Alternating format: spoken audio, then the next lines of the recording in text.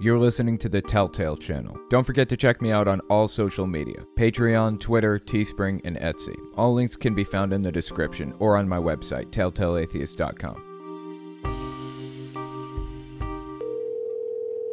Hey, this is Owen. If you're comfortable, leave your first name and state at the sound of the tiny truck backing up.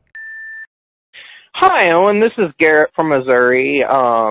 I was going to ask you about some of the pockets within social justice that might be a little bit cult-like.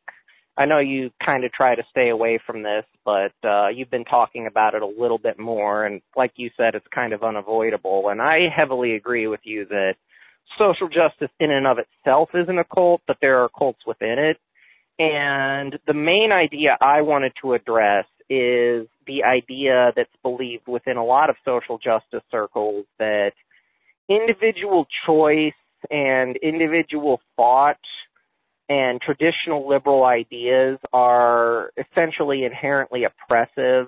The reasoning being on their end is that it allows you to take the quote-unquote path of least resistance, which is to indulge in systemic racism or patriarchal ideas. And I was wondering what your thoughts on that was. A really good example of this mentality is Anita Sarkeesian's speech, "I had to learn how to be a feminist."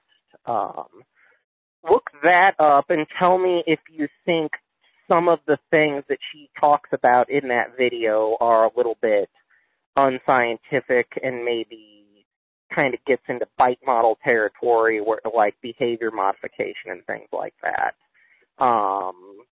And basically what your thoughts on Anita Sarkeesian are in general specifically. Just let me know. Thanks. Bye-bye. Thank you for the question. I appreciate that. I'm not going to get into it too much here. I will just say this. Back in 2016, in 2015, the atheist community on YouTube was taking a sharp turn away from atheism and plowing right into basically anti-SJW content. I followed them there for a while. Not terribly long, but I was a fan of like Thunderfoot and Armored Skeptic and The Amazing Atheist and all those other people. And I saw some of Thunderfoot's content, but I'll tell you the thing that really turned me away from Thunderfoot ultimately. And I can actually name drop and say this shit here because basically nobody watches this podcast or gives a shit about what I say on here, so I can feel pretty free to say it. Thunderfoot started talking shit about the Reason Rally in 2016. And I had already purchased tickets to it when he started talking shit about it. I went there watching out for, some sign of like SJWs going nuts or whatever. There was none of that. It was a normal convention intended to get the atheist movement recognized as a real voting bloc, so that people would try to cater to the atheist vote. David Silverman spoke there and a whole bunch of other people. And I watched Thunderfoot's video on it and realized how completely off the deep end Thunderfoot had gone. I went back and watched some of his stuff on like Anita Sarkeesian and some other people and started to connect the dots and realize how completely obnoxious and full of shit the anti-SJW movement was. Not to say the SJW movement was any better. I'm not saying that. I'm just saying anti-SJWs in 2015, 2016 were so completely full of shit. I can't take anything they say or anything that they said at the time seriously.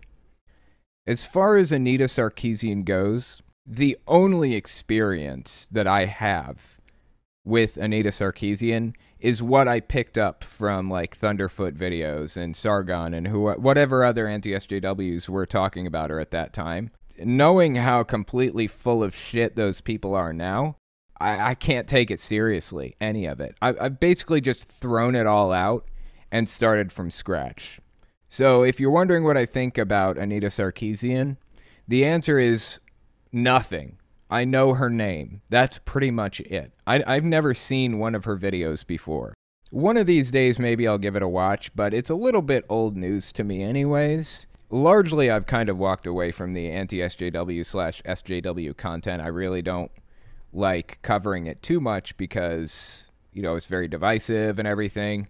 And there is a cult-like mentality on each side of the playing field with anti-SJWs and SJWs. So I generally try to avoid it because I feel like it's a train wreck waiting to happen.